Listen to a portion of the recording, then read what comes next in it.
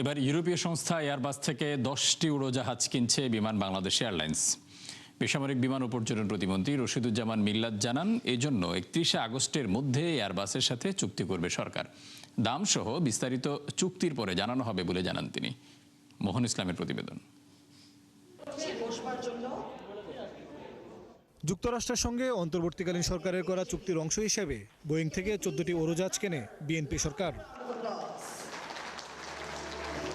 এরপর থেকেই বাংলাদেশের কাছে বিমান বিক্রি করতে যোগাযোগ বাড়ায় ইউরোপীয় সংস্থা এয়ারবাস। কয়েক দফা বৈঠক করেছেন ইউরোপীয় ইউনিয়নের প্রতিনিধিরা।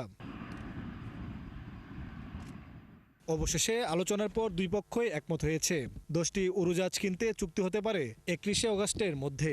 আমরা আশা করি 31 আগস্টের মধ্যে আমরা কন্ট্রাক্ট সাইন করব।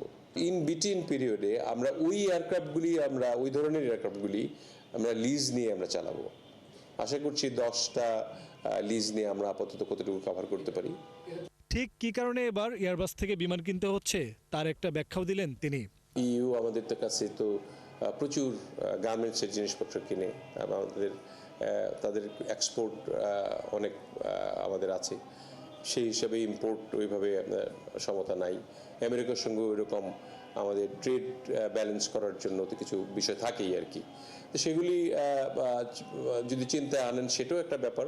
আর এটা চিন্তা না আনলেও আমরা মিক্স ফ্লিট করাটা ভালো আর কি। স্বৈরাচারী আওয়ামী লীগ সরকারের সময় এ নিয়ে আলোচনা হলেও এবার নতুনভাবে দর কষাকষি করছে সরকার। আমাদের এখন 17টি বিমান সচল আছে, তার মধ্যে 2-3 বছরের মধ্যে কিছু গ্রাউন্ডেড হয়ে যাবে। আমাদের বিমান এমনিই কিনতে হবে। তো এটা আমার মনে হয় না অসম কোনো কিছু হচ্ছে। 2031 সালের মধ্যে এসব উড়োজাহাজ যুক্ত হবে বিমানের বহরে। এগুলি সবগুলি পাবো আমরা 31 থেকে 35-এর মধ্যে।